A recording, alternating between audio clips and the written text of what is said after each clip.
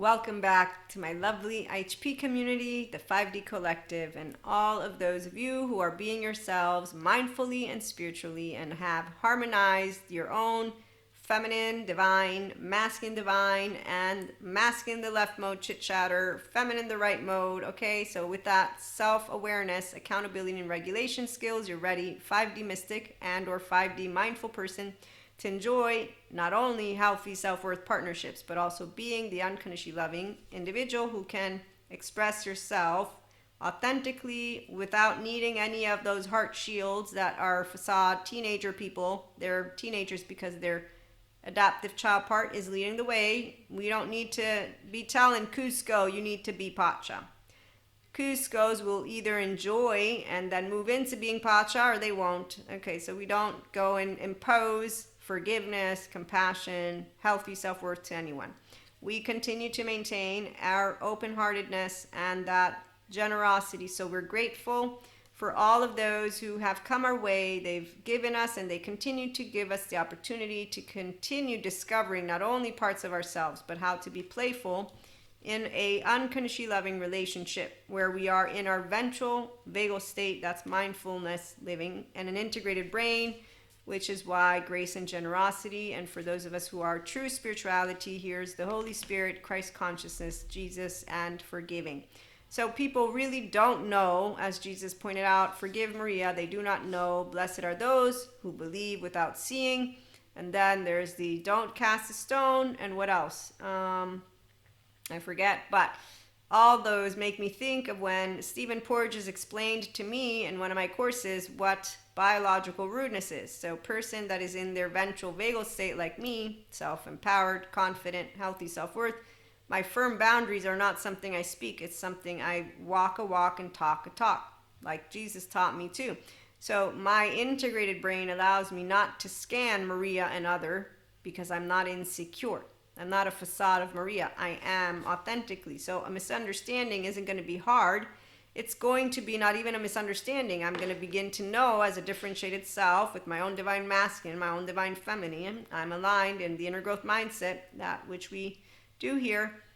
We're having a different idea here. Okay. And so maintaining the consistency in my word is what gives away this, the Simba father way with the deer and the playfulness. This will not be something that a person who doesn't like what I'm saying, they're not gonna see this in the way of playfulness. And that's why someone who will actually doubt a kind person and mistrust them more than they will the ones who are dysregulated and modulated. It's because their gut, like Gabor Mate will share, is not working with an integrated, is how I'm gonna bring it all together. So person who is attracted by facades, the community, yes. So I know healthy self-worth, my community, Maria's community, is built of all people. And when I'm dealing with anyone who has dysregulation and modulation, I will not be telling them you have a facade attitude. I will be handling it as a green, Stephen Porges. I'm a ventral vagal state, socially engaging with them.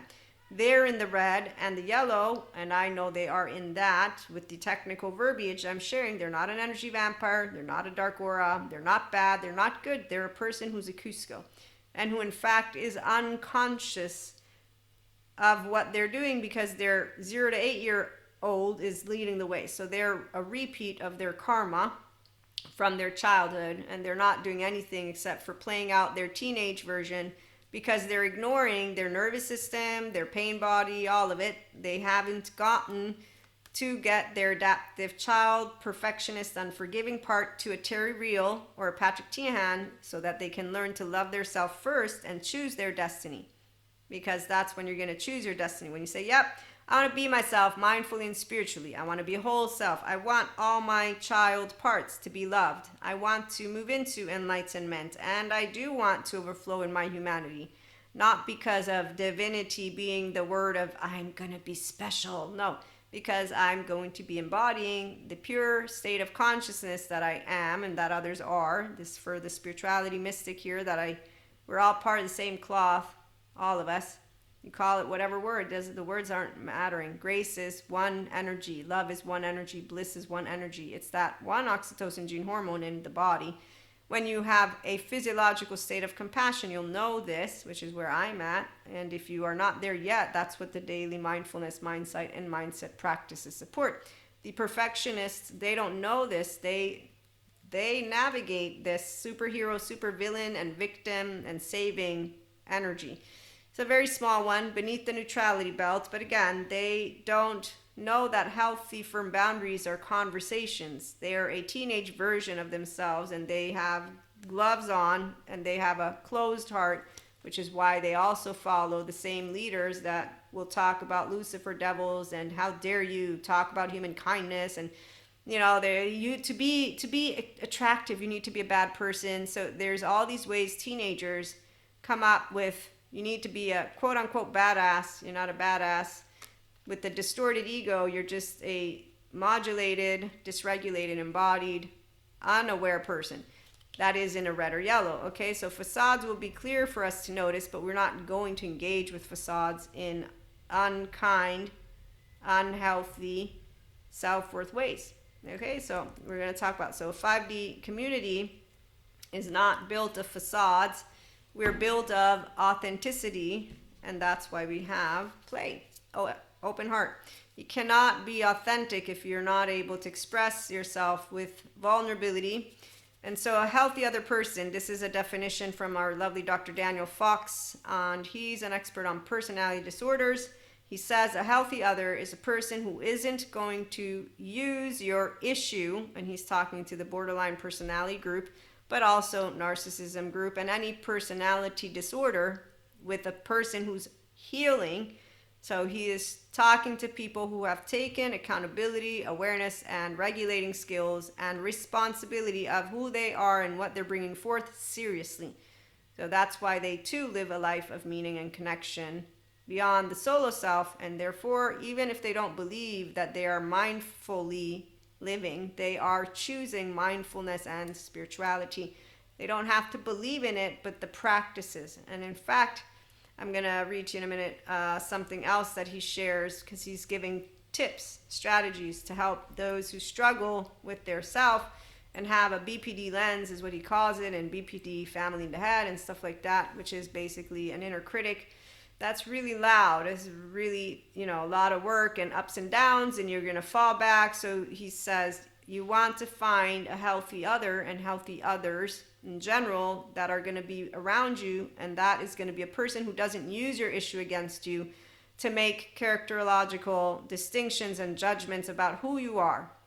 If you find yourself in a situation where somebody uses shame, blame, fault, revenge language, and you are a person that is healing and you're proactively taking responsibility, so that means that we have consistent, open-hearted, authentic communication. If you are not talking about anything, then we're not really doing much, okay? So let's just remember.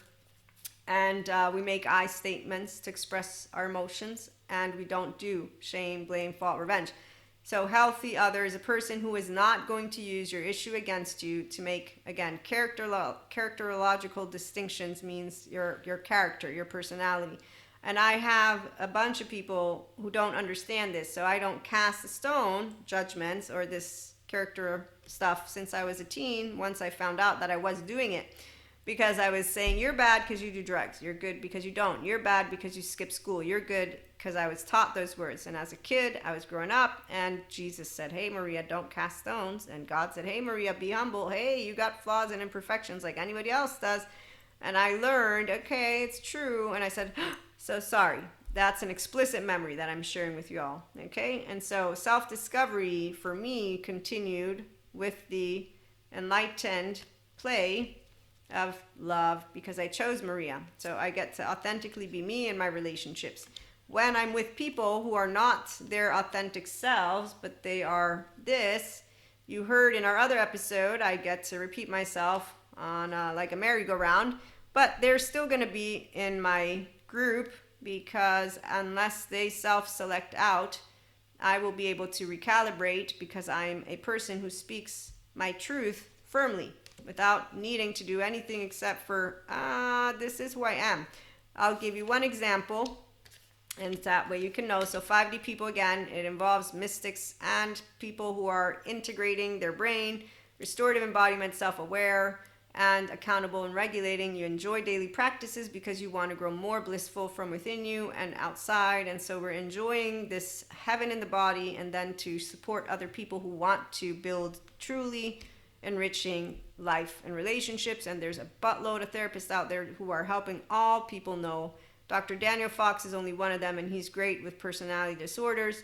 We have Dr. Daniel Siegel, Beza Vanderkolk, Stephen Porges, Peter Levine, and you're going to know when there are people who are in favor of mental hygiene and mental health. They treat each other with ventral vagal state. And they don't use their words to say, I think you're a narcissist. I think you're this. You know what? You're an energy vampire, dark aura. You know what? I'm going to get rid of you. Anytime you pick up on somebody who is doing that, just leave it alone, because they're already, by the way, in there. There's so many stories. Let me leave it. But you leave it alone, because we're not here to tell somebody, did you hear what you just said? And like Stephen Porges says, they're not hearing, even if you do. So I've met plenty of facades to know that they distort everything that comes out of your mouth. And it isn't fun. But the short story, so that we can leave a short one, and then I might be back with something else. One of my friends, she said, that's why our twin flame and flames is not a big deal for the ones of us who are true divine feminines. A true divine feminine stays a nurturer. We don't want to be cold as ice, and we also don't need to be cold as ice. Also, divine masculines, they're not cold as ice when they're true divine masculines. They are coming at life from the mind and the heart. We're coming from the heart to the mind, and that's why we make a team, and we're both equally this in our embodiment and this. And that's exactly why we both have open only hearts, and we only speak our truth. And we do this with fun. It's not hard to do emotions or to have conversations. We don't silence each other. We don't do any, okay, so the embodiment of divine masculine and divine feminine, they're going to bring forth what is the infinite higher human conscious potential experience, because whether mystic or not, they're going to be a restorative embodiment, self-aware, accountable, regulating person, a healthy other. And that's what our community is being built. And then when we're around people who are not yet that, so this friend, she's a lover of a dude who's in a monogamous relationship, and he has like 2 or 3 lovers besides her.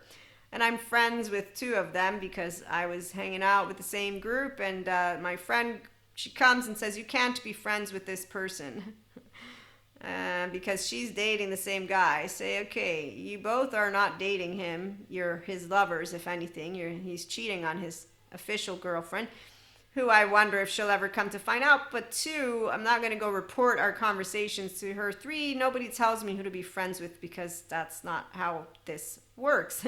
So I understand that for you this is important.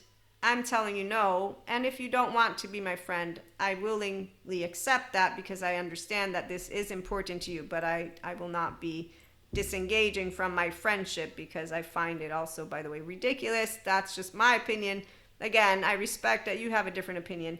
We stayed friends because it was ridiculous, the equation. As I said, neither of them were the girlfriends. So it's more of people who want by standards to take their side. Friendship is so much more than that. But in fact, my friend, we are still friends to this day. And that's why facades, they're not facades because they are pretending. That's what I also got to figure out. They don't know their self.